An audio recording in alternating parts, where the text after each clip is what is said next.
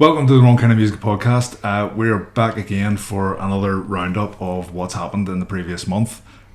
Joined this month by Phil, as always. Claire's back again. And this month we've got Mark from Rock and Load. Mark, do you want to quickly say who you are and what you do? I'm Mark from Rock and Load. There you go. That's it. So basically, a review music website, and you do a ton of photography and absolutely, Northern Ireland's premier rock website. Yeah, nice one. Okay, so no fucking about. Let's get straight into it and talk about some gigs that we've been to. Shall we make a start and cover the 3 Metal to the Masses heats that took place this month? Heats 4, 5 and 6. Claire and I, we were both at 4 and 5, but we missed 6. Yeah. Did you get to them all? Yeah, we were. Mark, you got them all as well. Yeah. So we've got ourselves well covered there. First heat was Psychotic. I'm going to say Domhain, but I don't think that's how it's pronounced. You had a crack at this earlier. I think it's Darwin. Darwin? But I'm not. Right. We're not very cultured people. We'll have to reach out to the band and actually find out what that band's called. I'll not nail myself to that particular cross. Like. In Cities Void. It's Good Friday. Like. True. Someone's got to be nailed to a cross. Like. We'll be back on Monday though. In Cities Void and Asphyxiation. Any of those bands stand out to you? Anyone in particular, like, impressed by anyone? Yeah, I think to be honest, in Cities Void always put on a bloody good show. And I think I know that I really enjoyed the atmospheric element of Darwin. I thought that it was really there was something different that we've not really seen in the competition, just at all ever. So like, I'm always open to some new stuff coming, etc. But that and Asphyxiation as well. I kind of think the guys with they're a great band and they're putting out good music, but live just need a wee bit of refinement. And I think if they gig about a load of times this year, funny enough, I enjoyed Asphyxiation set. Thought they were pretty damn good. Seemed to be a wee bit of nerves about them. Yeah. Personally, I thought there was a few wee mistakes and stuff, but there was a couple of times where it felt like the band were kind of regrouping. Yeah. And kind of like, where's he in the drums and stuff? Oh, we're back. Yes, we're back in the place and kind of float on. There's a lot to be said for bands that can do that and not just like bomb out and like have to restart the song or whatever. But we seen them again at another gig, and we'll probably touch on that a bit later. And I thought like the improvement was there already. Haven't seen them a second time. Lot of Slipknot love from them, like huge amount of sort of Slipknot inspiration in there.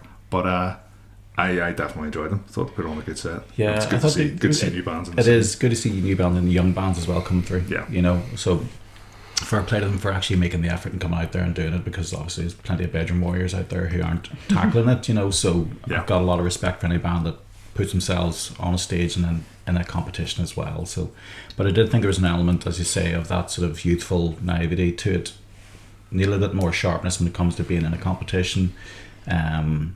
Sometimes you find in between songs and stuff like that, their bands can just look a little bit sort of unsure where they're going next type thing, and you just want that band that's on point, to, especially in a competition like that there's something at stake, working for it, fighting for it, Yeah, definitely. Be good to see them come back next year and see what difference a year makes.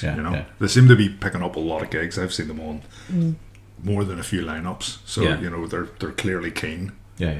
Clearly pushing themselves. They were good, And I've said that for any band at their start of their, maybe career isn't the right word, but when they're just starting out, the journey just sort of gig and gig and gig. Get that stagecraft built up, get comfortable on stage. Everyone finds their own space and knows where they are amongst each other.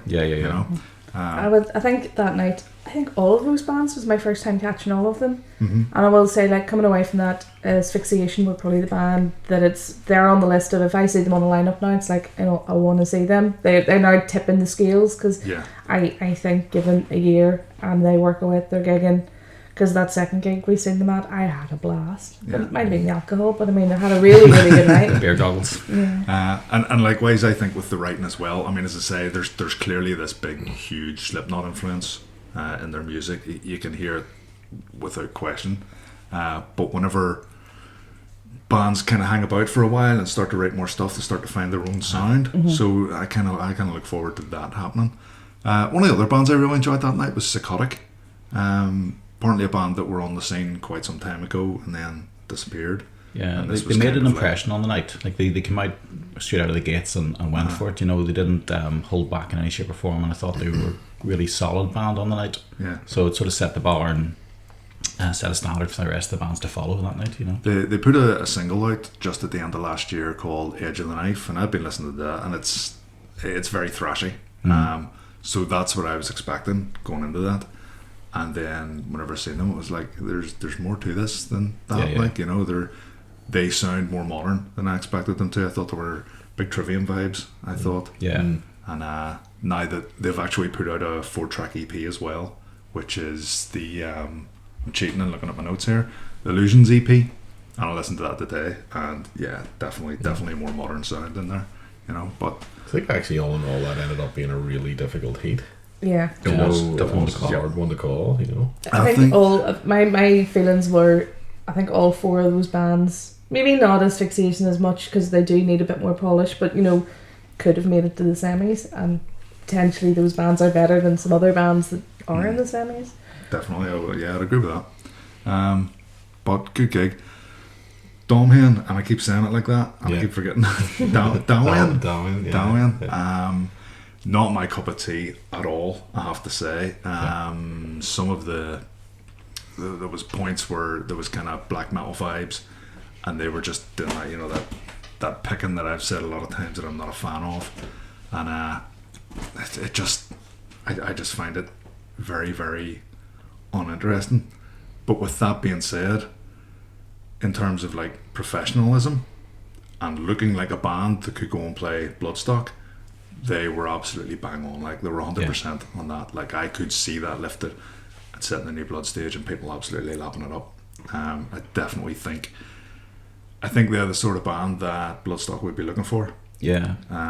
So in those terms, like they definitely deserve to go through to the semi-finals. I thought they really sort of created the set was beautifully crafted, you know, from start to finish, because it started off with like a really sort of almost laboured feel to it, really ambient, and then the second song was right in your face when it sort of came back down again for the third one, you know.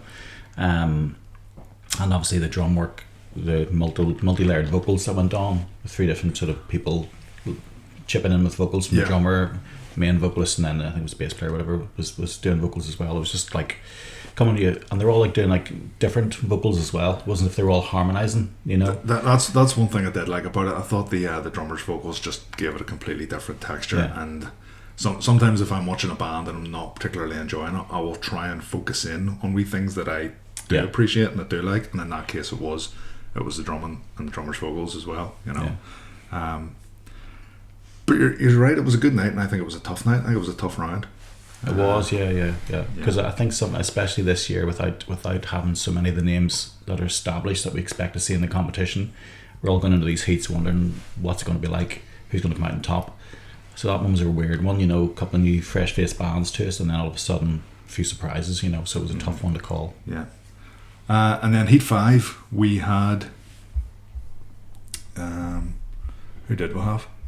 We had Cursed Sun, Imperial Demonic, PXBX, also known as Prison Bitch, also known as Peanut Butter, and it was just 3 bands that night because unfortunately Delusional Silence had to pull out due to the dreaded COVID. Again, another night that I was kind of like, I wonder how this is going to play out.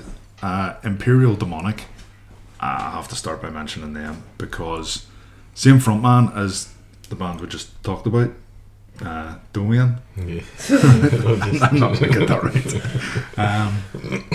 So Andy, who used to be in Overoff, frontman in Imperial Demonic, but he's no guitar, he's no bass. He gets to be a proper frontman. And personally speaking, in terms of individual performances on stage, that was my highlight of the competition so far. I thought Andy on stage, I mean, the band's called Imperial Demonic, I thought he was fucking demonic. Like the way... So intense. Pure intensity, leaning right into the crowd and just egging people on, and even, because it was one of the toughest crowds I've ever seen in the gig. I was going to say, that was my impression. That was that crowd was everyone just awful. stood there, bed-faced. And he just didn't relent. He persisted the whole way through the set. and he just looked entirely pissed off. He looked like he wanted to come down off the stage and fight someone, and I just loved that performance. And then right behind him, and I actually moved position just so I could watch him, was Cameron on drums. And I think Cameron is, I'm not a drummer so I don't know, but for my personal taste, one of the best drummers in the country, and also one of the most enjoyable to watch drummers in the country. Imperial Demonic musically is not my thing, but my jaw was on the floor for that half an hour. I thought it was absolutely fucking brilliant. I was mesmerised by it. I couldn't take my eyes off it. I was mildly terrified because I went up to the front as I usually do, and then looked around and realised I was completely on my own. And then I was completely sober, and it was like, I was too scared to move back because I was scared that if I moved back, like Andy would just like rip me to pieces. So it's like, I'm just gonna stay here. But it was really, really good, the intensity, and again, you could see that on the stage at New Blood. One criticism is the face paint struggled in the lights. I think it maybe upgrade. I wouldn't say the face paint struggled in the lights. I can't sugarcoat this. I think their corpse paint is shit. I think it's awful. Like, it just doesn't look good. The stuff in their arms and stuff just looks like they've just squiggled some lines on them. There's no definition in the face. Like, I'm not a big fan of that, but I think if you're gonna do that, you gotta do it well, or else it just doesn't look good. And I think that's, like, I'm no one to advise. I don't know how you make that better, but I think that's something that could focus on to try and improve. It's strange because overall didn't I'm thinking back. I think they just sort of muckied up, didn't they? True, that was different, I suppose. Yeah, whereas this is the proper black and white sort of. Yeah, proper corpse paint kind of stuff. But as you say, like, see with that intense stage show, but we just got that dead crowd that night, which was unfortunate. I was just imagining, like, if you had got an audience that bought into that, and people were up the front headbanging and going nuts and stuff, the atmosphere would have been electric. Did they do that at black metal festivals? I thought they just did that. There's usually at least 3 guys up the front looking like they're having a good time. There's usually somebody windmilling, like, you know. But I think if they got the right crowd and the right reception, I think that would be like top tier stuff. I really do. It's just unfortunate with the crowd that night, but you know, they went through, and they deserve to. A stellar performance on the night, but I say it's like Marmite to me. You know, I can't get into black metal at all. I struggle with it, but he can appreciate a band that does it very, very well, and they've done it really well. Definitely. I definitely thought it was one of the, you know, standout performances. Probably not actually just this year, but actually the past, you know, number of years. You guys are really getting a black metal freak on, aren't you? Yeah. Well, you know, look, seriously going on here. You know, I'm not as into it as I used to be, but certainly I think what they do is I think there's a lot of really, really bad black metal out there, like really bad, but this isn't that. You know, I think what they're doing is really, really good, and there's a lot of people just sort of left mesmerised by what they had done on that evening, and you know, just it was a joy to watch. To be honest, a bit of both. To be honest, like, I mean, you know, a bit of both. It just sort of, like, as you sort of said, Andy, just sort of his disdain and his, like, for that shite crowd that they had, and like there was one point, and he didn't give up, like, at all, and you know, getting the whole mic boom and just holding the mic boom out, and nobody was doing anything. He just still held it there and just looked at everyone as if he hated every single one of them. That was brilliant. That's right, because there was a song that done where there was kind of like a sing-along bit, and it was like there's a Devin Townsend song that for a big part of it just goes ooh ah, and this was almost like a black metal version of that, and I was kind of, say, I only had a beer or two and the crowd was dead, so I was kind of standing there going ooh like, kind of not, you know, I wanted to participate, but I just didn't have it in me to, like, really go for it. And to be clear, it wasn't just the crowd were bad for that band. It was the whole night. The whole night was... It was the weirdest night ever. I don't know, I think it was something in the water that day. I have no idea. So, Prison Bitch, Peanut Butter, Pubic Balls, call them what you will. They played, and I'd listened to one song with them, which is Myth is Death, and I didn't really know what to expect going into it. I don't think any of us did. No. What did you make of them? I loved it. I thought I actually really, really enjoyed the performance aspect of it, the theatrics of it, because it's one thing that seriously lacks quite often in a local band competition, because an awful lot of the bands aren't comfortable on stage. So you get a real mixture of experienced players who can give a little bit, but then you have a band on who's fresh faced and then just stands there like rabbits in the headlights on the stage. Yep.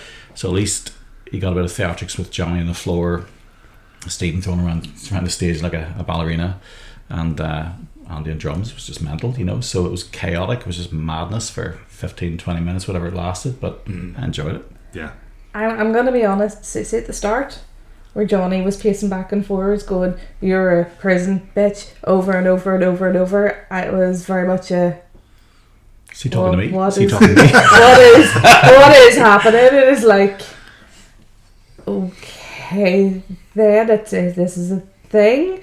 But once it got beyond that and then it kicked in, it was like, okay, no, I see what we're doing here. But at the start was very much a, oh no, I don't think this is appealing, and I like all the lads, and this could be awkward, but yeah, it was okay. Yeah, I'd agree. I thought it was brilliant as well. Like, I really enjoyed it. I was like, fuck, this is fun.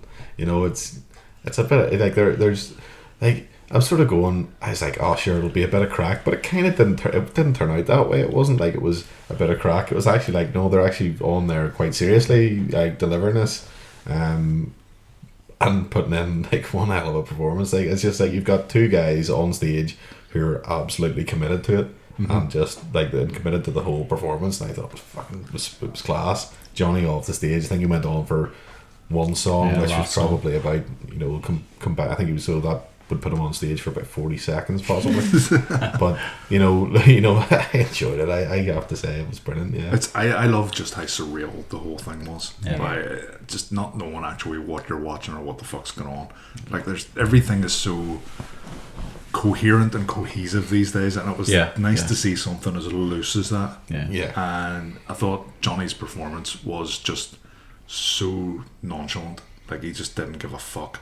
Like, and he really leaned into that. And then Stephen just went ape shit on stage.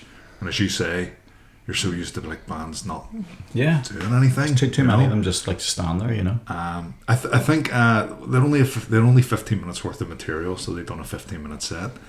I think they could have filled that out by just jamming, because most of it felt like they were just jamming. If you get what I mean, it didn't feel like that's a song that you've written and constructed and said, here's a song that's 2 minutes 30 or something like that. It was all it just felt like chaos. Yeah. So I think you just could have filled it in with more random chaos and no one would have noticed.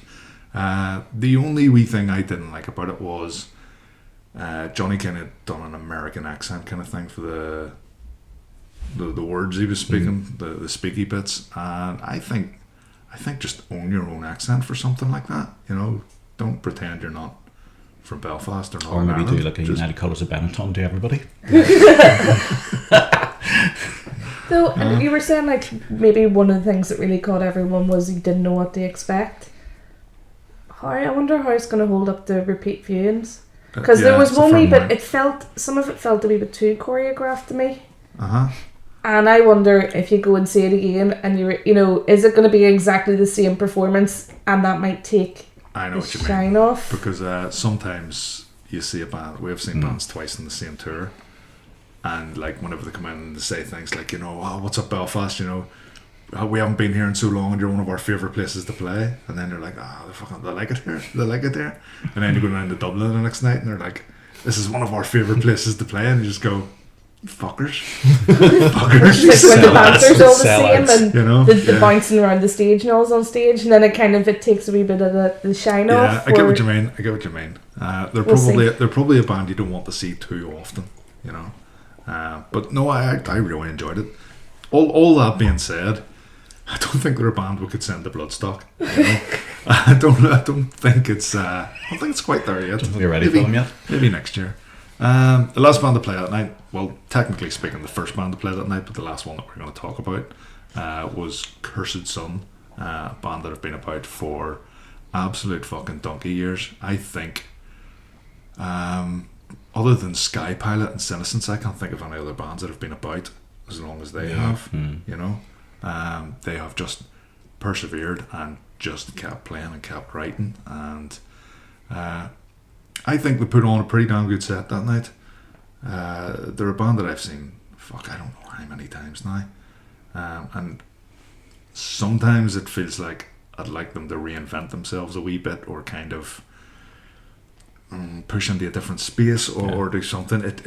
It was a good Cursed Sunset, don't get me wrong, but it felt like, it was just another Cursed Sunset. Yeah, being around that long, maybe going through the motions a little bit, but at the same time, it was a pretty impressive set that night. Yeah, no, it was really focused. I thought they were really focused that night and really on their game, Yeah. And they played 2 new songs, and I thought they both sort of fitted into the set quite well.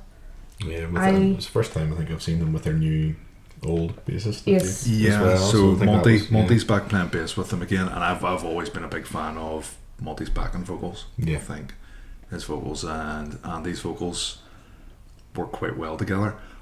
I'll say Andy's vocals at this stage they seem completely and utterly effortless. No, they just fall out of him, like. Like Andy doesn't even seem to be trying, and I think his vocals are really, really on point at the minute. I think that's one of the big strengths of Cursed Sun, is Andy's ability to scream well, and not just scream, but there's melody within his screams. I think he regretted his wardrobe choice as well, because he had a long sleeve on and a short sleeve on and the red trousers, and it was really hot there that night, and by the time that set was over, I think he was the same colour as his outfit. It was brutal. So I suspect we'll be seeing short sleeves in the semis. I think Chris on the drums had a really good night as well there, and does. I think he does. He's again. I think if you talk about effortless, it's just just kind of flitting about the drums, and it just sort of he's a big tall guy, so it's kind of like towering over these drums and sort of I would say gangly, hitting everything. I think Johnny actually. I noticed Johnny seemed to have a really good time that night. I think Johnny's always been historically reasonably reserved. I noticed that as well. I thought he seemed to be a bit looser and enjoying himself up there. Bit smilier. Which was good. Bit smilier. There's a lot of smiles on stage with Cursed Sun, which sometimes I don't like how serious some metal bands take themselves. They do always look like they're having a damn good time up there. I remember speaking to Andy, the drummer, one time, and he was like, we're all like nice, friendly, happy people. Why is all our songs about like murdering and stuff? But it was a good set. And they played a new song. Claire, you touched on that. Two. They played 2 new songs. One of them, which was Devil's Night. So we're going to talk about releases in a bit. So we'll loop back to that later on. So that's it for Metal to the Masses. We've now got the 3 semi-finals. You skipped the one that we didn't go to. You're right, I did skip one. So, I didn't even write down in my notes who played it. That's how selfish I am. Metal to the Masses, Heat 6. Take it away. Take it away. Yeah. So I suppose we had Indominus, we had RPC. We 2 had southern bands, wasn't there? Minesweep, and 12 Gauge Outrage. Yeah, so we had everybody there. So I suppose we've seen 12 Gauge before, and we've talked about them on the pod a good few times. And again they came up and they do what they do.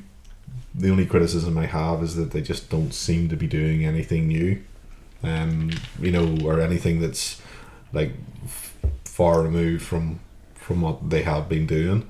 It would have been nice to sort of see, like, even like a sort of a brand new sort of set, as it would be, like something come up and do that. But again, look, they were good. Good strong performance. Good strong performance, from them. And then I suppose RPC. What do you say about them? Yeah, they're absolutely bonkers. Random, a bit like PXPX type thing. Chaos, just chaos. Jesus, like your man. He stand there in his monks. Aye, he come on the stage, and before they started, he just took the shirt off, took the bags off, and was just standing there in his boxers the whole set. And I was like, right, fair enough. And then he goes in, he gets off stage, and he did wireless guitar, and so he was the whole way down the back, near to the merch, just in his boxers, his bare feet.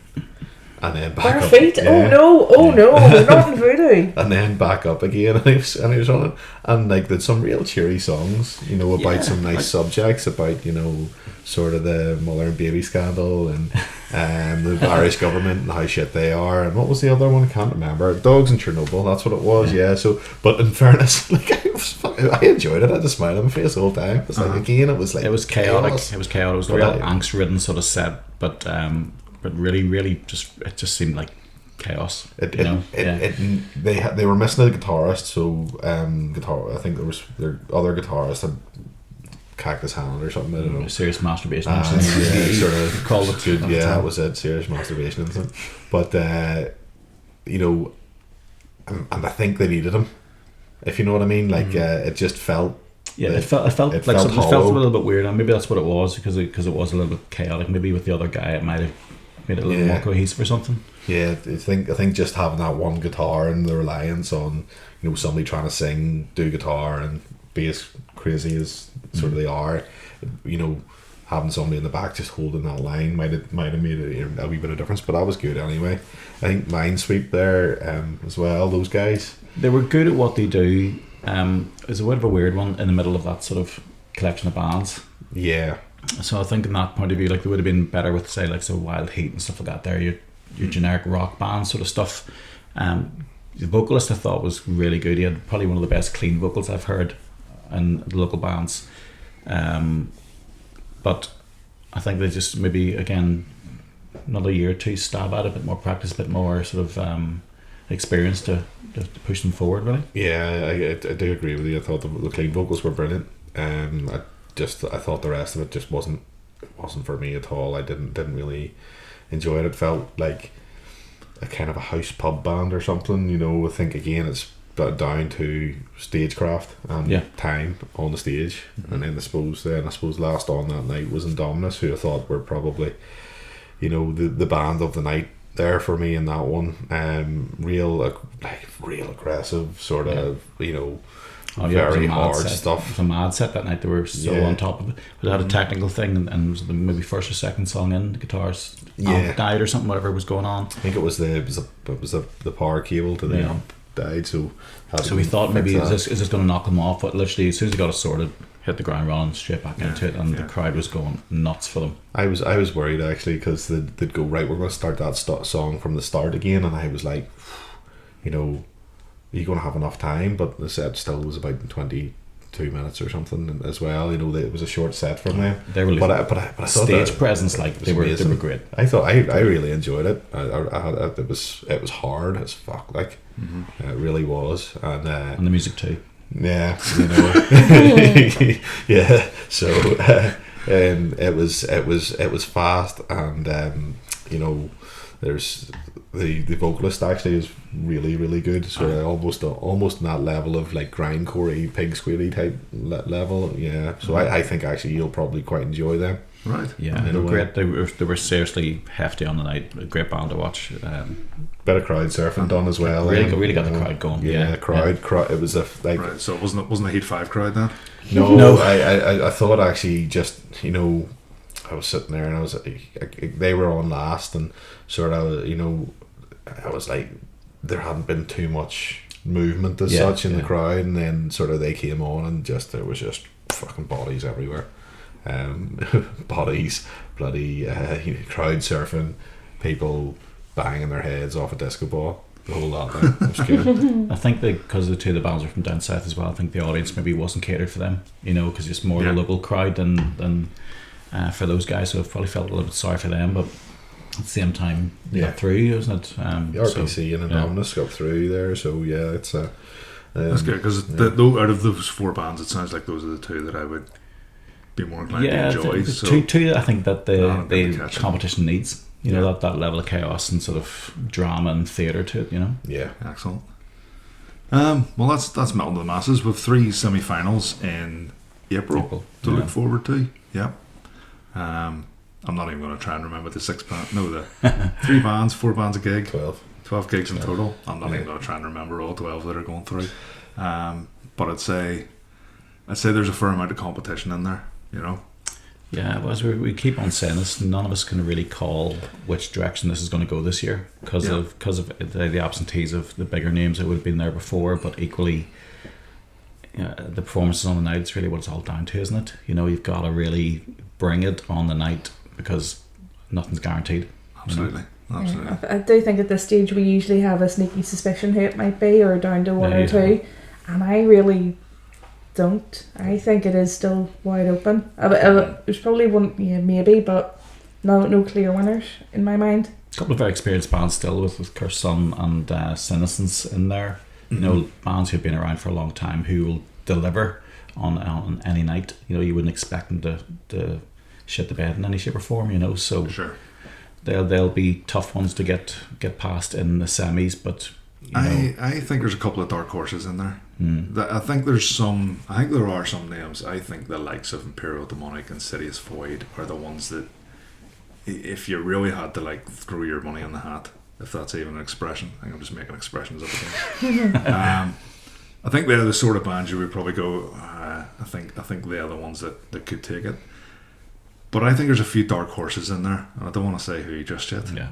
But I think Andy Heathen will have 2 performances on the night. I can see that. I think which could be interesting to see him having the bounce between his different there's a certain band in there, and I think if they make it to the final, it's neither of the bands I just mentioned. I think if they make it to the final, I think they're in with a really good chance. But we'll just have to wait and see. Few other gigs. It was a busy month. Claire, you and I were at Nova Twins. Yes. In the UEA Centre. Yes. Mentioned it before in the podcast. 3-piece with 2 black girls, 1 on guitar, 1 on bass, with a real sort of sassy, high energy, fuzzy rock kind of music, I would describe it. Yeah. I think it's been a lot, the whole people coming down and playing in the crowd's quite a common thing now, but it's been a while since I've seen the bassist and guitarist coming down and moshing while playing and properly getting into the crowd and stuff. And I had a great night. You weren't in great form, you were a bit grouchy. I was in really bad form, but I really enjoyed it. I was a bit worried at the start in the second song. They were like, everyone open up, so everyone dutifully opened up, and then they shouted go, and I was the only one that went, and it was like, oh no. Oh no. But then I think it just took a wee minute for everyone to figure out what was going on, and by the third song it kicked off, and then I don't think it stopped till the end of the set. That was running the OES Centre, and it was a 14 plus gig. I'd said to a friend about this, and kind of thought in their head it was, so it's going to be full of kids and stuff. I mean, it wasn't. There was a younger crowd there, but I didn't see many people there that I thought were under 18. Was there a drink at it? Was there? There was. So the bar was open, and if you looked younger than us, put it that way, you got a wristband on the way in, and that allowed you to use the bar and stuff. There were signs everywhere saying, you'll not be served without wristbands. So we dutifully queued up to get the wristband, and they just looked at us and went, "No, this is only for young people." Wow. And what did you think of the OUA as a venue?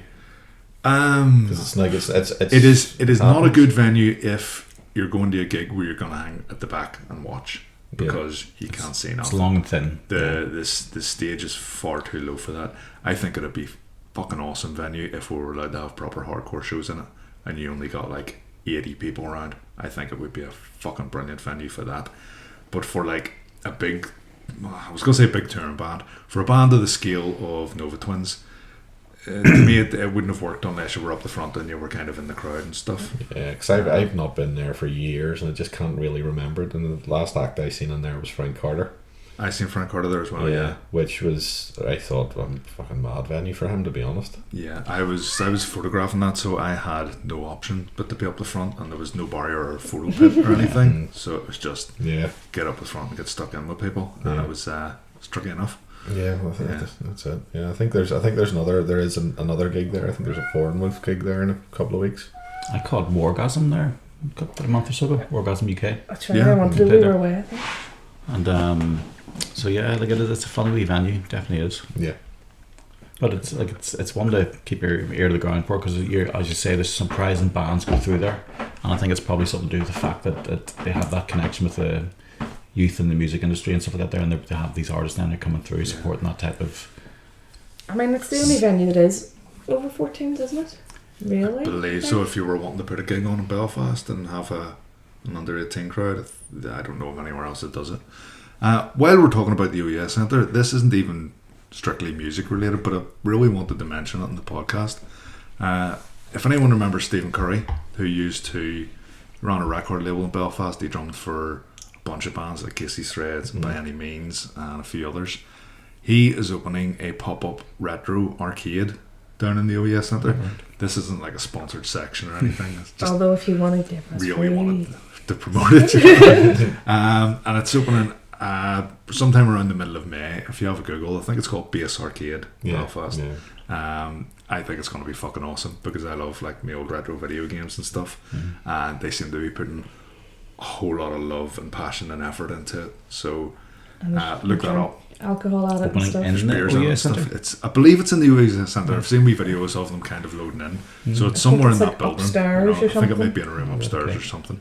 But yeah, I'm definitely looking forward to that. I It's a good crack. just want to we rack at Time Crisis. The amount of time I spent in Time Crisis on the HSS and going over to Scotland. I failed the A levels because of Time Crisis. There's no way around that. That is just a fact. Other gigs that we have been to this month, Grey Stag had their album launch. One of Mark, who's normally on the podcast, one of his favourite bands. He done the review for me for Yeah. for the album. So like I didn't get to cover that. I was covering another gig on the same night, so I was disappointed to miss it. Grey Stag, Axe Catcher, and Tombs. Personally, I mean, I think that's a really good lineup in terms of bands that suit each other and fit together, you know. And it's three. It's one of those ones it's a gig on in Belfast, but there's no Belfast bands on it, you know. So there's maybe not that familiarity, if you know what I mean. You know, if you maybe put on, I'm talking just for talk's sake, Survivalist, then you might get a bit of a our crowd in, and then they get to see the bands that have travelled. So I think it was a gig. It was a gig for people that know their stuff, if that makes any sense. You know, I think there was I mean, the turnout was awful. That's what I'm kind of trying to lead into. But I mean, I think there was a lot of I think you're right. There was no local support. March was stacked for gigs.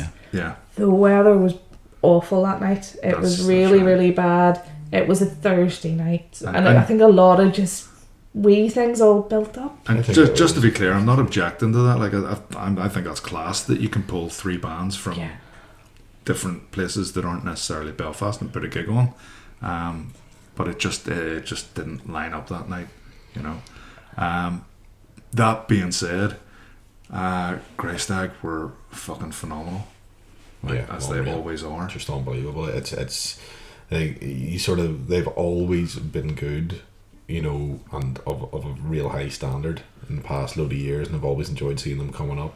And even the fact that they were up there playing, you know, to a less than packed room, like they were just so bloody heavy, and just really entertaining to watch as well. I don't know how they can play that music with three people. It sounds like there needs to be more people on stage. It does, 100%. It was unbelievable. What a night. I really, really bloody enjoyed it. Yeah, and I think a lot of that music, bands that play that kind of stuff, take themselves quite seriously.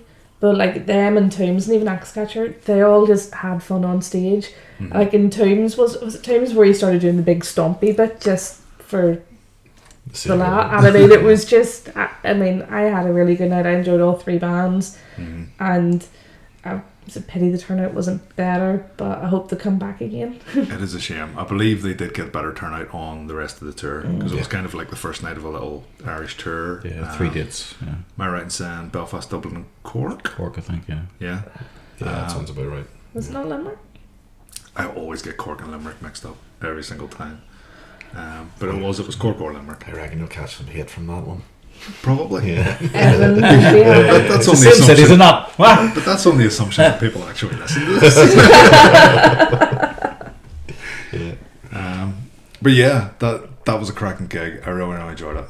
And I really appreciate those bands coming up and playing Belfast on their tour. You know. Yeah. You have to give it to them. Like, you know, it's in this day and age, especially for the bands who know they're not going to make a lot of money making that journey. You know, it's about getting the name out there, being passionate about what you do and doing it, you know, regardless of what comes off the back of it, you know. There's no guarantees for anybody these days, and really it's a case of packing up the van, getting up the road and doing it, you know, regardless. And it's appreciated by those who know the band and will trek through the shitty weather and whatever else. 100%. I had to laugh though before the gig started. The Greg Stagg, they were over chatting to us, and you launched into pretty much full blown interview mode. I regarded not whipping out the camera and recording it. I was just genuinely trying to make chat, but I'm a shit conversationalist. I can definitely. I can vouch for that. Yeah. I remember, funny enough, same band, it was Greystag. We bumped into them on the Sunday of Bloodstock 2021. 21 days. Yeah, and they kind of come over and they're like, "Oh, it's the TWKOM guys," and I was just like, "Yeah, hi." And it's just like, it was the last day of like a 5-day festival, and I think broken, not knowing at the time, but COVID was kicking in and shit, and I remember them walking away and just going, I just didn't say anything there, did I? Like, so yeah, I can totally relate not being a good conversationalist, which is why I do a podcast, of course, you know. It makes total sense. So what else happened this month? Saxon at the start of the month. You guys probably weren't out of the way. We missed Saxon. They're a band that, despite having listened to music for 3.5 decades or whatever it is, I've never got into them. I've never listened to them. Here. I was at the gig. Couldn't tell you a song about them. Yeah, at the gig, to me, it was just a band who obviously been around for a long time, very good at what they do, go through the motions to go out live on stage, and you know, but you could tell the crowd just obviously loved it and ended up gobbled it up because obviously years or decades of listening to it. There's quite a eclectic crowd there, as you can imagine, with a band that's been around that long, you know. But it was good night's music all the same. The place was packed to the rafters. It's good to see. Where was that? Ulster Hall. Ulster Hall. There's quite a few gigs in Ulster Hall this year. Beth Hart was in the crowd. Who's that? Beth Hart's an American singer-songwriter, a massive blues singer-songwriter. She was playing the Ulster Hall the next night. So she was literally standing front and centre, and when she came on stage on the Sunday night in the Ulster Hall, she was wearing a Saxon t-shirt. That's awesome. You know, so yeah, she was loving it, living life. I think that night of the Nova Twins, actually, there was Carcass as well. Yeah. You know, Carcass with the crawling and strangle. None of us made it to Carcass, did we? Yeah. No. Yeah. I was kind of gutted about that because so was I, actually. You see that Nova Twins gig that we went to. The times were put up, right, and Jude Fest was that night as well. So on that night you had Nova Twins, you had Jude Fest, you had the Carcass show with Crawling and Stranglewire supporting. So we were looking at the times and went, we could go to see Nova Twins, and as soon as it's over, nip round to Voodoo and catch the end of Jude Fest, right? Then we've done 2 out of 3. That ain't bad, because you can't clone yourself and send yourself to all the gigs. But the Nova Twins gig got pushed back, right, which means we missed out on Jude Fest. But if we knew in advance that that's what the times were going to be, we could have actually went and seen the Crawling and Stranglewire, and then went around and seen Nova Twins. Expensive night, also doing three gigs in one night. This whole thing's expensive, isn't it? This whole hobby. So I was a wee bit bummed about that. I would love to have seen the Crawling and Stranglewire especially on the bigger stage. Yeah, because I think those guys deserve to be playing bigger stages. I only heard good things as well. Everyone seemed to have a good night that went, and yeah. Carcass I could take or leave. I wasn't fussed about seeing them. It was our bands. I wanted to see our band on that stage. Plenty of a crowd that was out for a touring band, you know. But you can't win them all. You can't see every gig, can you? I think as well, all the reports coming from Jude Fest. I mean, I was speaking to Daniel and various other people about that, and like they seem to get they got a real good turnout to that, despite the fact that there was other stuff happening that night. You know, Carcass across the way. Like they had a real good turnout. Like it was certainly at least 75 or 80% capacity at Voodoo. And then, am I right in saying Asphyxiation that we just talked about played that gig? Believe so. It was in Jude Fest. Maybe I'm wrong. I think it was Embrace Execution, Periphia, and possibly Asphyxiation. Maybe I can't remember. But yeah, part like it, and the videos coming out of it looked like it was your kind of gig, to be honest. But yeah, I keep missing them, man. I keep okay. missing them. I thought of another one. Big windmillers, you know. We're- The asphyxiation one that we briefly touched on the archives show. Yes, I was going to bring that up next. sorry. Archives in Ireland and asphyxiation. That's a night where were we out all day? It kind of feels like we were out all day. We Was went it for one a of those walk. ones? We went up around Yeah. Castle Allen. The sun was out, and we decided pints. We did, yeah, because I was going to go to that gig sober, and we went out for a big walk. You brought up the topic of pints, Yeah. and there was no going back. It was Yeah. it was happening. Pints were happening. Yeah. Cocktails happened as well. That's Ended right. up because we went to Santeria for the first time. Yeah, yeah. Is that what you call it? Center, yeah. Santeria. I just can't get the pronunciation of things. Welcome to TWKOM podcast, where Wayne says everything wrong. Bands It's a- tune in that- just to that- see how you're going to mispronounce them. That ended up being a really good day. Yeah, it I was. thoroughly enjoyed that. Archives done their thing. I was well lubricated by that stage, but from what I remember, it was a damn good show. Really enjoyed Nylonth. That was their first ever set. What I don't know them. So what's their? So it's now I've listened to it, and sometimes I will confess that sometimes I listen to music bands, and I pick out the wee bits that sound like hardcore and go, they're a hardcore band, right? And I admit I'd done this with Nylonth because there's wee slammy bits, and it's like, a wee bit slammy, bit of a hardcore band, aren't they? They're not. They're tech death, you know, Okay. and they're very, very good tech death metal band. It's Pete Renshaw on vocals, who sings for Delusional Silence. She sings for Has he Key just Toss. heard himself around all the bands? Yep. Oh, absolutely, yeah. and Just needs to get himself checked. then aside from that, it's guys who used to be in By Conquest and Consent and Death of a Salesman. Okay. And I think they're a really, really good band. I think really they're really enjoyed it. fucking tight. They've an EP out called I don't remember now. Destroyer of Worlds. Is it? It's Destroyer of Worlds. That's it. Yeah. Yeah. And I'm really enjoying that. I've listened to that a bunch of times. I think they could be a band to really keep an eye on. Genuinely, I think they're really, really good. And then we talked about asphyxiation about 4 or 5 times already. Maybe. Yeah. Yeah, asphyxiation. As I say, I thought they were a wee bit nervous and stuff in Metal of the Masses, but that night they just seemed comfortable and relaxed on Probably stage. no pressure of the competition and I stuff. think that and might have been what it was. Yeah, and really, really enjoyed it. you were chatting away to them as well. Don't know if you remember really No, I what you were do, saying to yeah. I them. think it was talking about the bass player and stuff. Don't know his name. Just Yeah, chatting I think away. I remember possibly being a bit patronising. It wouldn't be like that. Is are good for a young band. yeah. Back in my day. Fuck off, Phil. Would you? What do you know about young band? What do you even remember what it is to be young? Fuck off. You know? Yeah, Wasp played the Ulster Hall as well. Oh, Jesus, Didn't yeah. make it to that Blackie either. Lawless.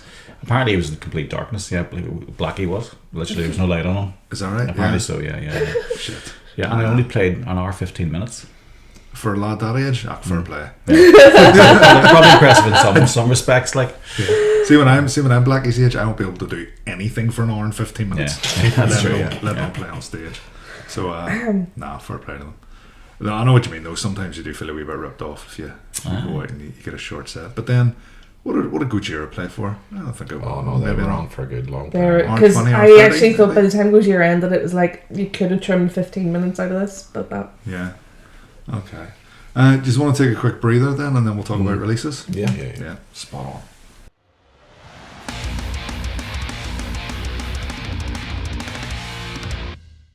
Right, so that's us back. We're going to do a quick Q&A section because each month I'd like to give people who watch the podcast an opportunity to fire questions at us, preferably music based, preferably about the bands we go to see and the gigs we go to see and stuff we actually talk about.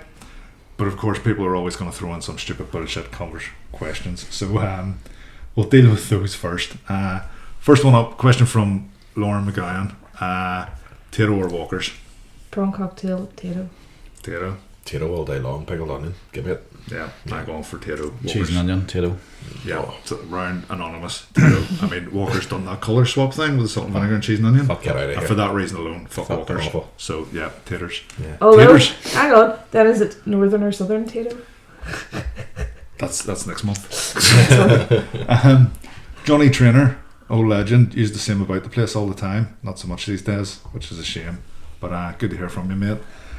Will the price of Buckfast be affected by the Windsor Framework deal? I confess, I don't even know what that means. Oh, squashy. No, probably not, because there's going to be no sort of import taxes between Northern Ireland and the UK, so we should be able to continue to import Buckfast at the same. Answering the real questions. Okay. All here on this podcast. Genuine. That was a genuine, sensible answer to that. So, You're disappointed. Claire says the answer's no. Unless anyone wants to chip in on that. No. Right. Jamie Bulmer, that's not even your real name, you fucking fraud, says, would you rather eat a jar of Nutella that tastes exactly like human shit, or a human shit that tastes exactly like Nutella? I'm just not answering. Stupid that. question. I'm taking the Moving fifth. on. Right, we've got a genuine, serious question from someone. Andy Jones, lead singer of Cursed Son. So we are working on 9 new songs at the moment. We released 1.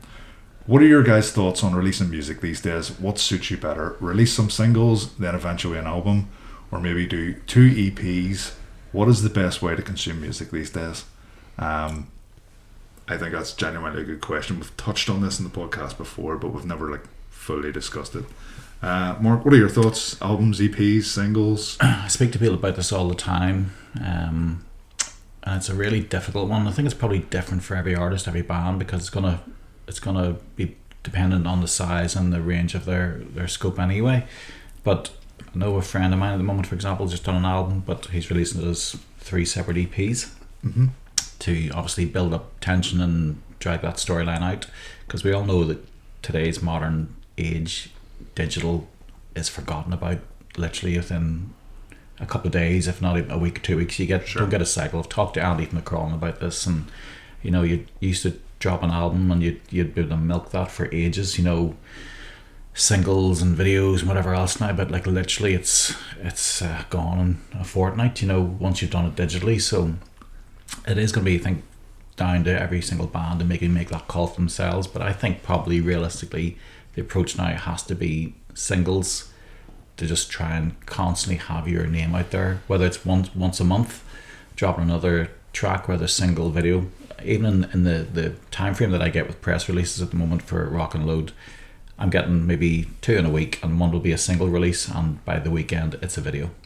So they're trying their very, very hardest to try and milk and drag out the releases of really established bands, never mind up and coming bands who are really trying to establish themselves on the out there in the music scene. I suppose whenever you look at it, you look at big established bands, and the one that comes to mind is Metallica.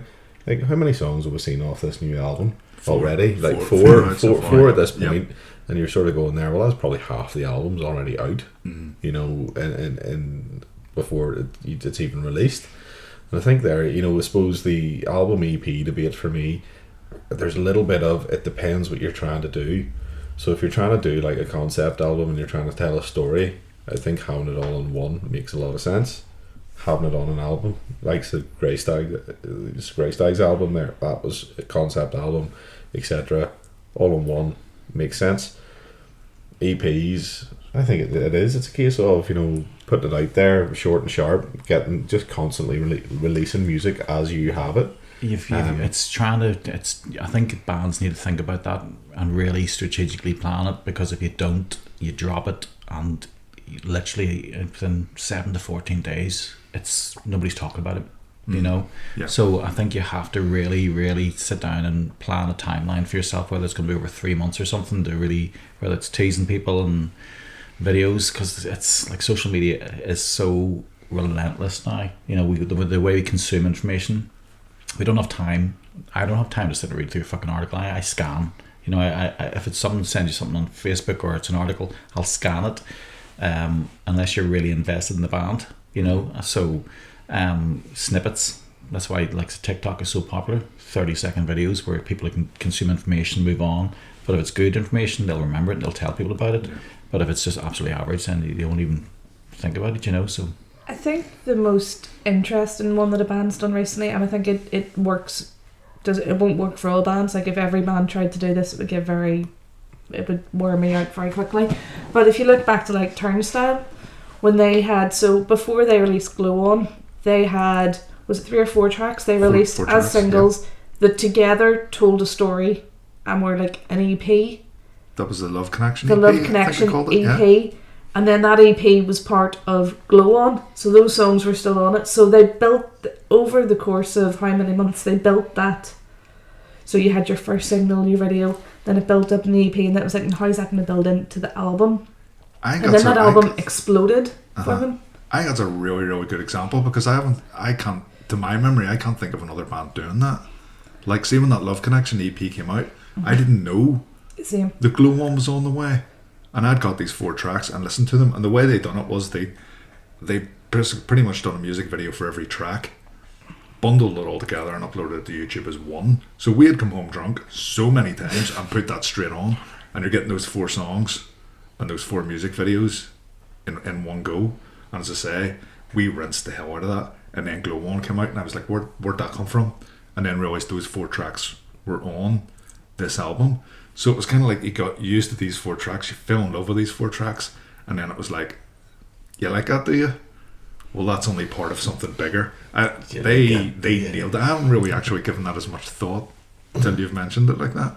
Yeah. I think you have to think outside the box now, because the days of like LPs and 2 sides of 6 tracks, they're gone. Unless you're a real vinyl lover.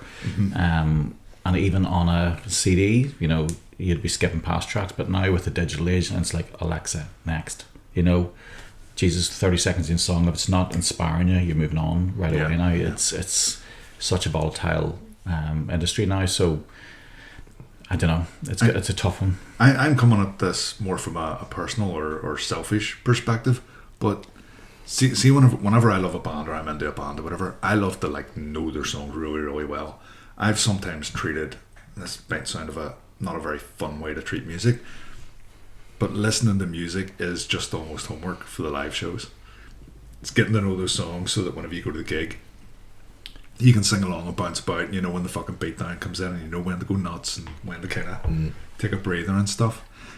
Whenever a band come out with a 4-track EP, it's like, right, I can learn that pretty quick, and in a reasonably short period of time, I know the songs that have just been announced or just been released.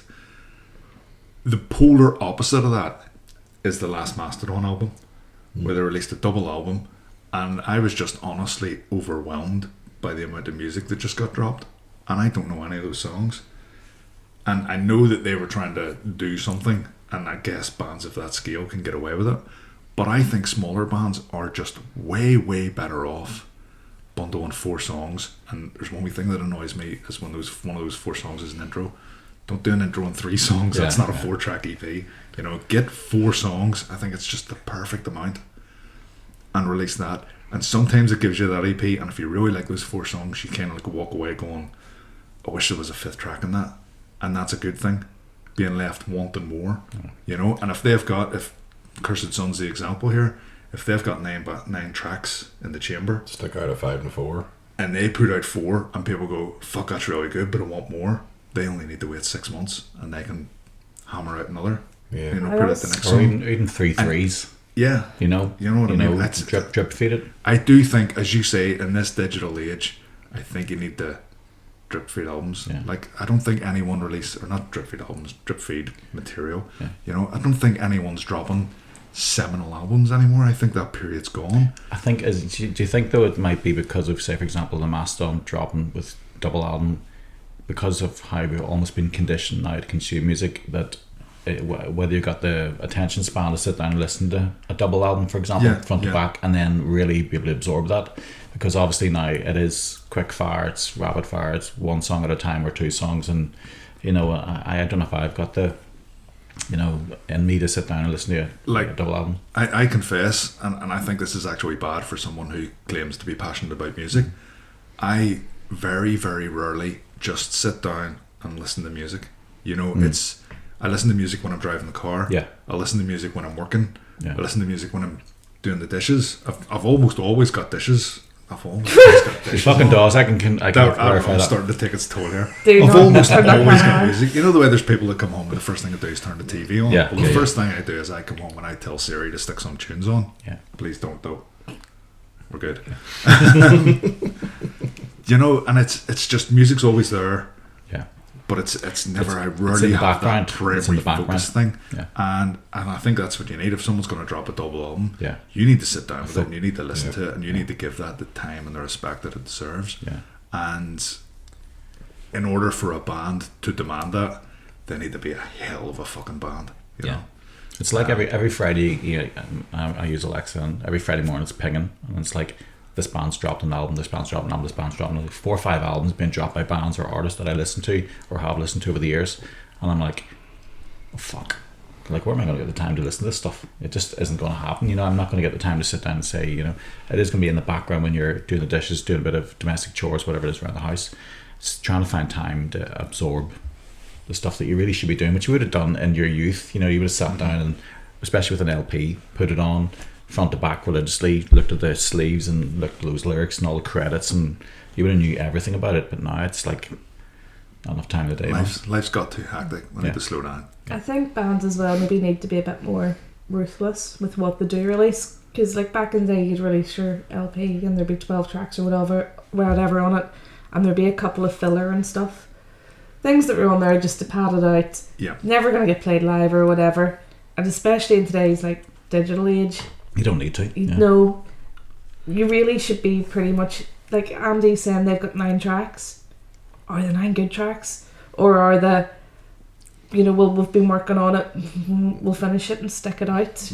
Do you see yourself playing that live? Don't maybe waste time and effort on new songs just for the sake of writing a song. I think you touched as well, Mark, on the importance of music videos. I think one of the things, and I've seen loads of bands do this, is they'll release the material, and then further down the line they'll put a music out for that material. A video out for that's already released. Yeah. Are you invested enough in that stage as well? To me, that's not an event anymore, because I think music videos are important for bands, but I don't think fans get excited for a music video. They get excited for new music, and you use the video to push that new music. So to me, and I might be shooting myself in the foot here because I do these music videos for bands, but I think it's almost pointless doing a music video for a song that's already out. Get a music video for the next song that's coming out, and use that to promote the launch of the song. I think actually just to move back even and just look at somebody that did that, I think really well. It was Insidious Void did it. It was like it was from having absolutely nothing in the space to having a single and a music video immediately.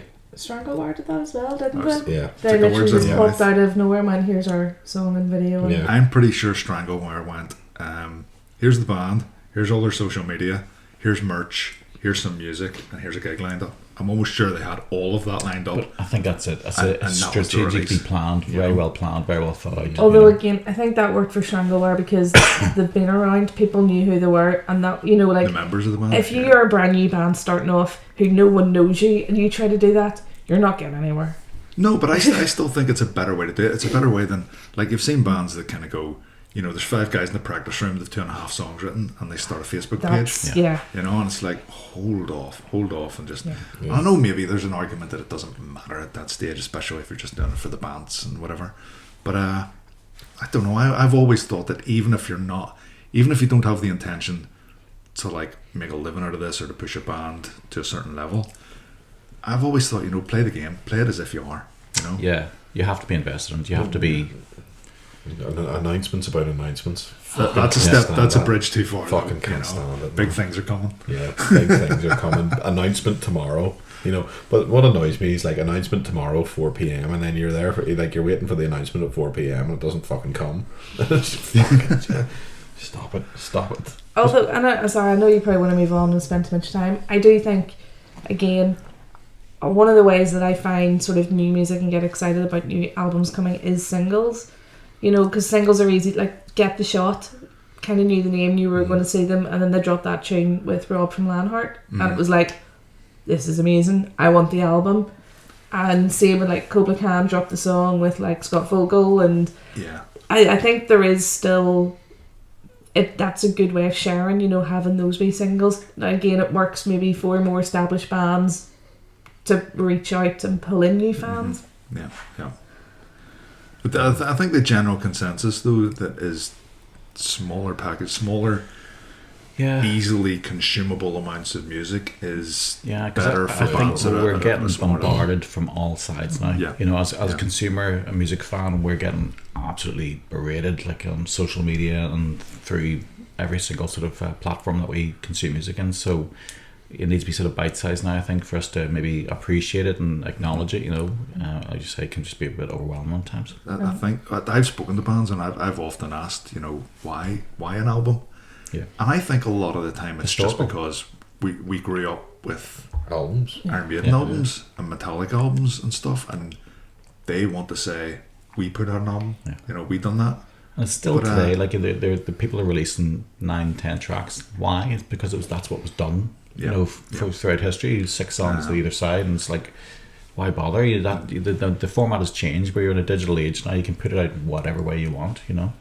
And even though we're throwing that advice and that opinion, I think you're both right. You mentioned this, Mark. There's exceptions to the rule, and I think a good one would be Acid Age's Semper Pessimist. Semper Pessimist. Thank you very much. Yeah. Because, as you say, it's a concept album. Tell a story. I don't think anyone wants, like, any prog fans probably don't want, you know, 4 5-minute songs, because that's just not what prog is, you know. So I think there's exceptions to the rule as well.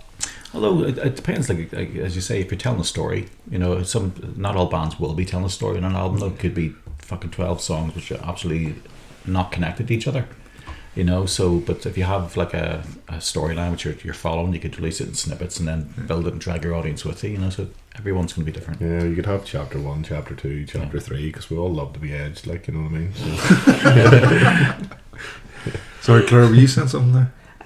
I was sort of going to say as well, like, I mean, it's become so much easier. It's like what Mark was sort of saying about, you know, back when we all got into music, it was difficult to get music. And when Cursed Sun started as well, you know, it was like you had to have your albums, because if people came to your show, the only way that they could get to know your stuff was to buy your album. Now it's we'll stick it on.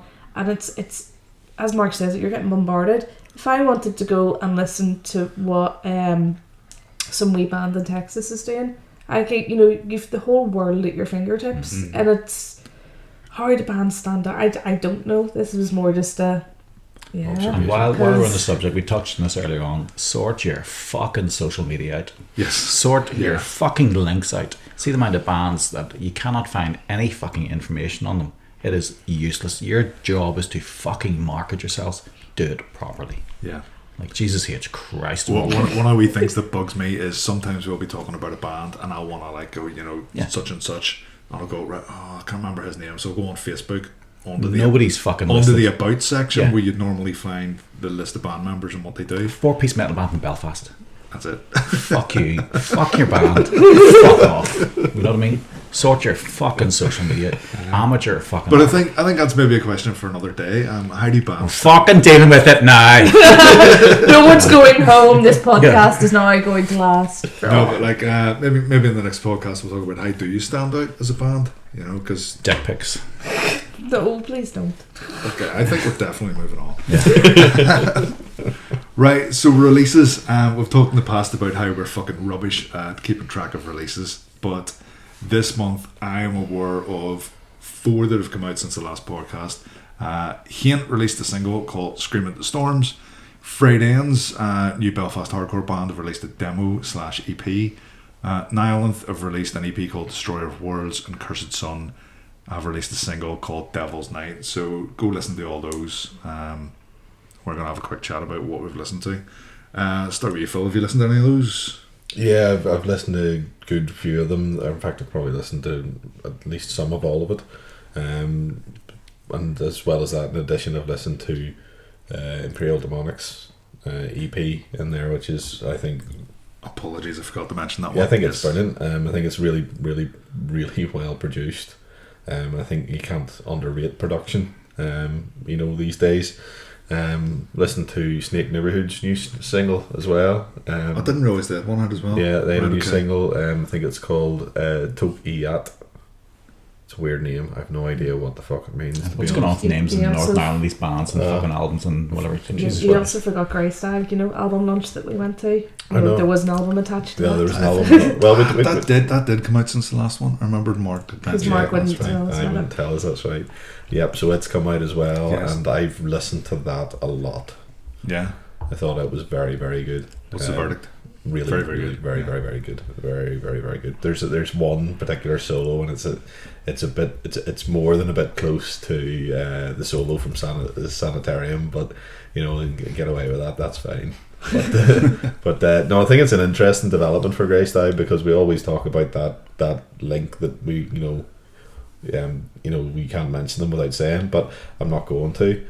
But toward the back end of the album, it becomes a bit Mastodon. but it becomes a bit more different, or it starts to morph into something a bit different entirely, because of I think the addition of the new drummer, who has a bit of loves his blast beats. Mm-hmm. So like Greystyle, there's a bit of blast beats in there towards that back end of that album. But yeah, so I've listened to that. I think there's been so much to listen to there, to be quite honest. I don't know where to start. There's one I completely forgot about to mention, and there's a bit of a story to it. And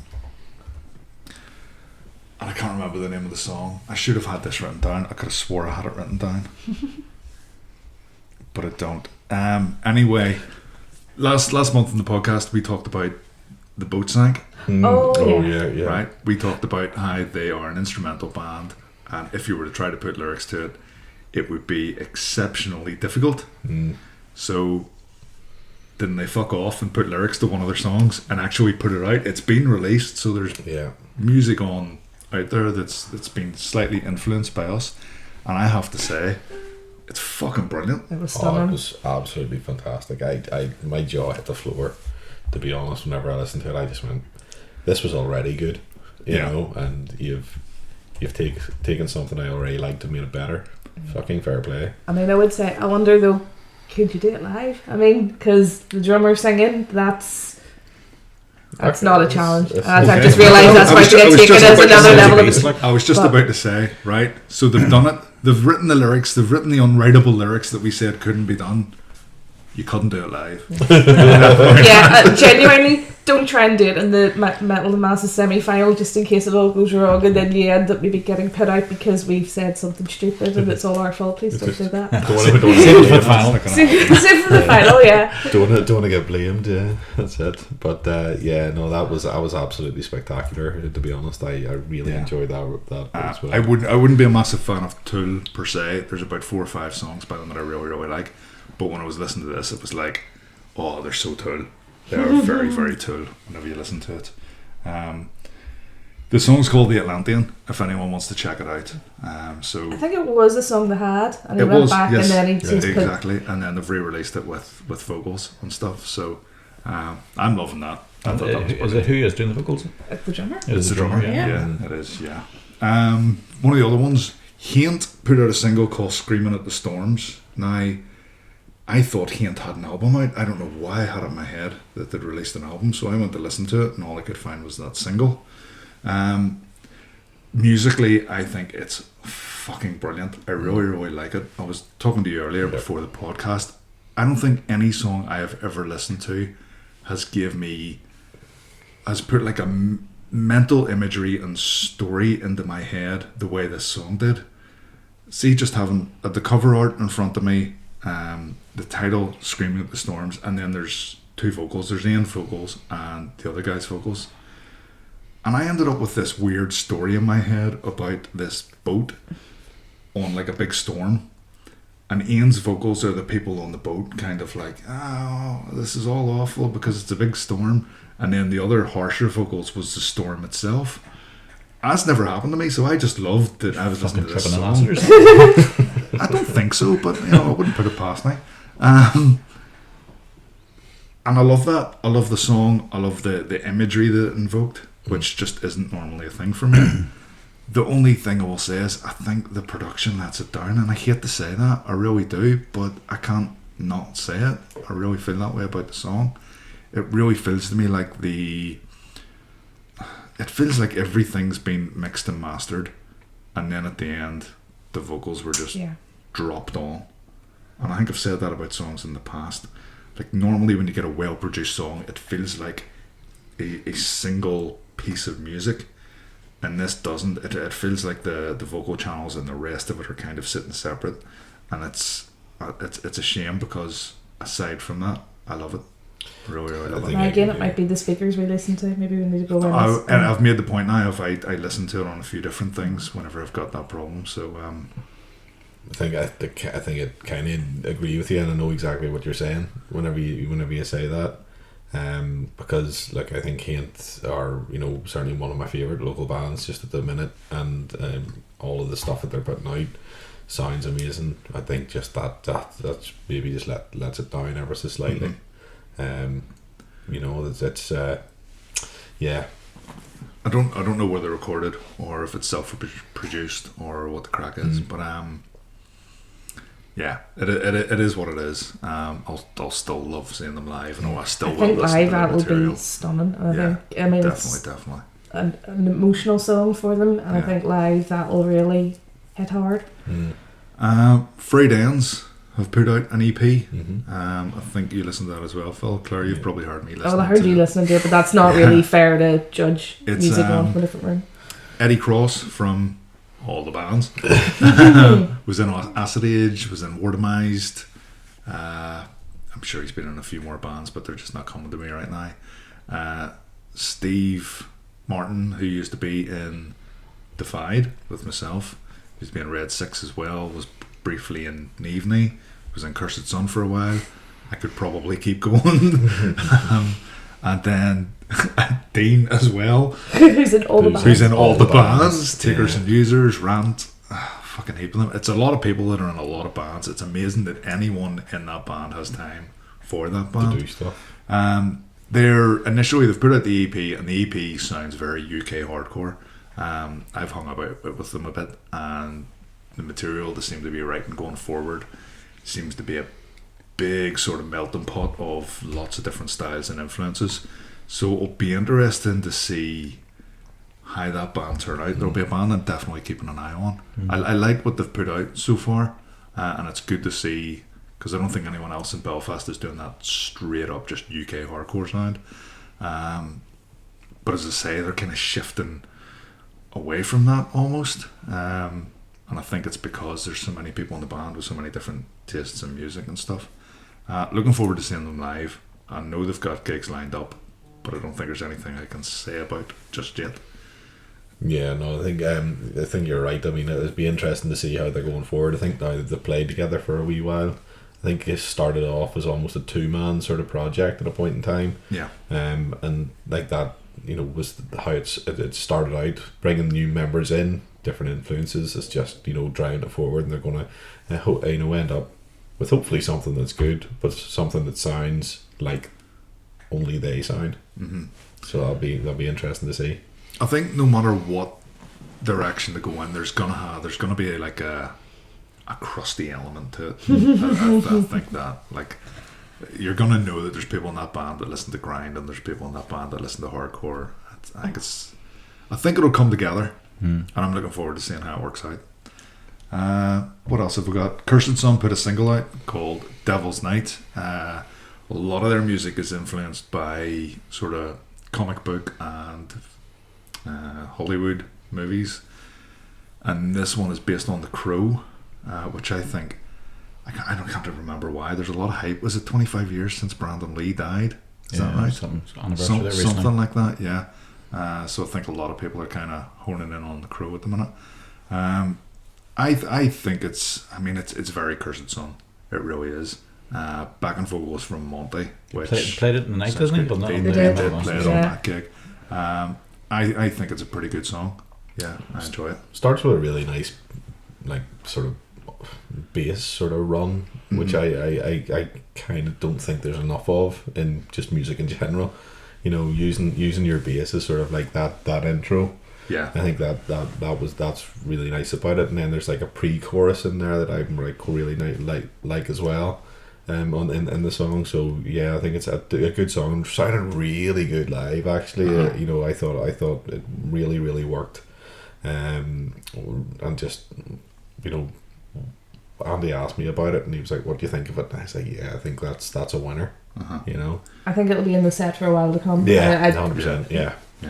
I don't know if I was doubting myself when I was listening to it, but I thought I heard like choir type vocals at the start of it. I might be wrong, but there was something like very, very sort of cinematic / theatrical in that intro. Yeah, I think actually I'm trying to remember actually, because I had it on in the car on the way up. And I think you're right. I think there's a orchestral sort of. We'll maybe get him on for a wee yarn sometime. It's always good crack. Yeah. But yeah, check that out. Devil's Night by Cursed Sun. I think that's as we say. We know that they've got another 8 songs in the chamber, 8 or 9 songs in the chamber. So we'll see how it goes. Just for it's worth mentioning, that song was mixed and produced by their own bass player Monty. Oh, really? Yeah. So, and I think the standard of that song, it's pretty good. There's nothing in there that's making me go, oh, I don't know about that. So there's one part of me that wants to recommend bands go and pay for a fucking someone who can record this and mix and master it well. But then there may be an example that it can be done. Yeah. It maybe depends on if you can do it. Depends who you've got. Don't try to learn it while you're doing your songs, because I wonder, is it one of those situations where whenever you ask your friend here, would you listen to this and tell me what you think, and they're going to be nice about it. If you listen to it on Alexa speaker, you're fucked. In terms of releases, I think that's us covered, isn't it? I'll say like the Nile one's probably the one I've listened to maybe the most. I did really enjoy it. You could definitely hear the influences of the old bands while listening to it. It was like, oh, that's a wee bit by Conquesty, or even there was wee bits I was like, that's a wee bit Kidosy and stuff. Not a bad thing. But again, I'd like to see maybe like give it a wee bit more time and it'll like blend more into their own.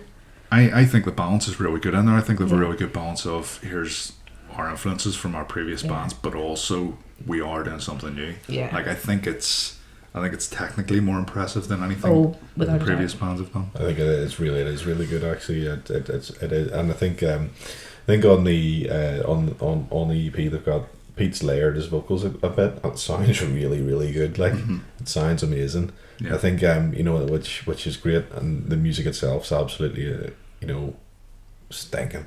Like it's I nice. think in terms of everything I've heard from Pete, whether it be Delusional Silence, Kidos, by Conquest or Consent, I think this is the strongest. Yeah, without a doubt. Yeah, I do think that sometimes that just the low, how low he goes, it sometimes gets a wee bit lost in the music.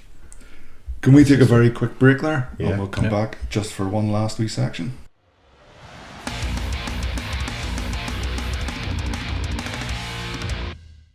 Right, so we'll wrap things up with a quick conversation about what gigs are coming up in April. And quite frankly, there's not a whole lot.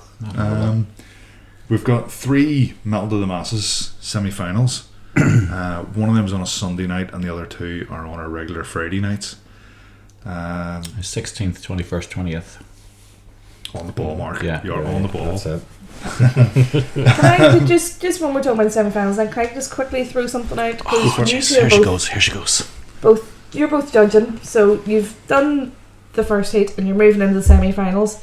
Have you thought about how you are going to go into this? Are you going to maybe raise your standard, like be less forgiving of mistakes? Is there anything you are hoping to see? Are you hoping like bands step up, or is it very much just going to be the same as in the first heat? You'll turn up on the night, just judge them and go from there? Or? Well, for me, I think what you have to start thinking about is professionalism and overall attitude, I think, in the competition, because anybody who's been to Bloodstock stood there in front of that New Blood stage, there's a quick ass turnover of bands on the stage. So you can't have anybody who's not prepared for that. The band has to have their set nailed, have the whole sort of logistics of it nailed, so there's no fucking around because the Bloodstock aren't going to wait on you. You know, it's such a quick turnover. So I think I've got to be looking at it in a bigger picture and ask myself, yeah, the band put on a good performance tonight, but are they going to be able to, you know, go to that festival and represent and do a good job, you know, from front to back? Like, it can't just be about the 30-minute set. You know, I do hope that obviously someone comes through absolutely shining with a powerhouse set, but at the same time, you know, bigger picture has to be considered. You know, but big part of that myself. For me, a lot of the time what I'm doing is I'm genuinely thinking, I'm watching what I'm seeing on stage and I'm thinking, can we put that in front of 2,000 people at Bloodstock? Yeah. And be proud of what we sent over there. That is a big part of the way, I think. Yeah. I don't want people going to Bloodstock and watching bands and going, is that the best Belfast has? Because I have to admit, I've done it. I've went to Bloodstock and I've went to Metal to Masses, or the New Blood stage, and I've stood there thinking, is that genuinely the best Cardiff could have gave, or is that genuinely the best Leicester can give us? So I don't want to give people the opportunity to criticise our scene, because I kind of love our music scene. That's one big part of it. As you say, professionalism. A big thing that I really hone in on is you can get on stage and you can play 6 or 7 songs brilliantly, right? But if you're just like playing a song and then kind of standing there looking awkward and then playing another song, you're not playing a great set. You're playing great songs. Yeah. I love to see a good set by a band, and it goes right back to what Simon used to talk about, the crawling, you know, the buzzing of flies and stuff between songs and stuff, and how everything flowed. I always look for flow in bands whenever I'm thinking, this is a band that have their shit together. Yeah. And then again, I have to bring style of music. Does the style of music suit the festival? You know, I don't think you can send certain bands to certain festivals, you know, and I think there's competitions for certain bands. You know, there's the Download Takeover stage and stuff that I think is perfect for certain bands. So I do think genre comes into it to a certain degree. Now, don't get me wrong, I wouldn't vote a shitty black metal band above a really good rock band, you know, just because of the genre. You know, there's give and take and there's balance to but be if there's found a there. tie, if two bands do a great set, you're going to edge towards if two bands play together and they're both just in terms of performance identical, and one of them's a thrash band and one of them's a rock band, I think the nature of the competition and the nature of the festival is that the thrash band are just better suited and they would just edge it, you know. And I don't apologise for that. I think that's just. In fairness, like the New Blood does have quite a mixture on it, though. Like when you to stand in front of it, some years can be really heavy with one or the other. And I've seen everything from like 17-year-old kids who are doing like blues rock on it, through to obviously your hardcore and your deathcore and everything in between. Black metal, just for quite a heavy festival for black metal. But yeah, like it does have a factor in it, of course. You know, you want something that's going to be suitable, that's going to be appreciated by the audience, and it's going to be remembered, you know. I think if you want to win the festival, you gotta, number one, believe you can win the festival and get on that fucking stage and act like you're a fucking legend, you know. And I know that might come across sometimes as obnoxious if it's done in the wrong way, but you know, believe in yourself, get on the stage and fucking go for it. Really, really enjoy yourself. Yeah. So I've said it in this podcast 100 times. If a band enjoys themselves, they run themselves in the crowd. I think that's one of the biggest and best things. It's infectious. You know, play a set, don't just play songs, and enjoy what you're doing, you know. Some of the best ones we've seen in the competition have possibly when young bands who've been so enthusiastic. You look at the likes of Mortal Backlash and those guys, and you know, because the youth and just like balls to the wall, like just going for it, you know, and the crowd just fed off that energy. They might not have won the competition, may not have got through and done what they needed to do, but at the same time, like that sort of performance is always appreciated. You know, that level of commitment and passion. I think like Mortal Backlash are a band that I know they didn't play this year. I haven't spoken to any of the guys, I'm not too sure why. I am absolutely confident that if Mortal Backlash kept playing Metal to the Masses, they would win it. May not be this year, it may not be next year, it may not be the year after, but eventually Mortal Backlash would play Bloodstock if they kept hammering at this. Yeah. I don't doubt that for a second. But it is what it is. Not everyone wants to partake, and that's fair. Does that answer your question, by the way? Yes. Yep, so 3 Metal to the Masses in April. Other gigs that are on. There was an EB in the Deadlights gig.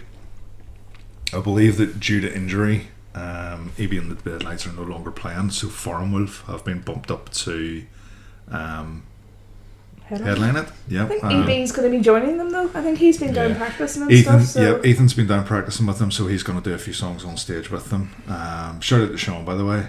Cans Across the World and all that. Great podcast. Go and listen to that if it's still running. He's got it back off ground, hasn't he? There's something from it recently shared. I think Cans Across the World is coming back, so go look him up on social media and give him a follow and stuff.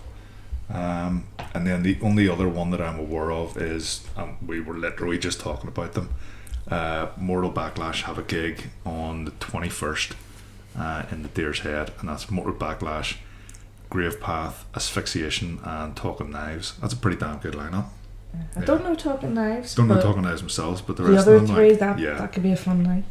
And that's a Friday night too, so That's going to test my alcohol-free April, I think. No, that clashes with Metal to the Masses, so it's Metal to the Masses or the Mortal Backlash gig. Right. Unless no, it's a fairly late show, so they will definitely clash with each other. Oh, that's unfortunate. So such is how the cookie crumbles, or whatever. I don't know. But I think that's us for the night. Thank you all for coming on the podcast as always. Cheers, Mark. Appreciate it. We'll be back next month. Apologies that we're late this month again, but life sometimes just gets in the way. But cheers for watching. If you've made it this far through the podcast, give us a wee like, hit subscribe and all that good shit. And as always, keep listening to the wrong kind of music.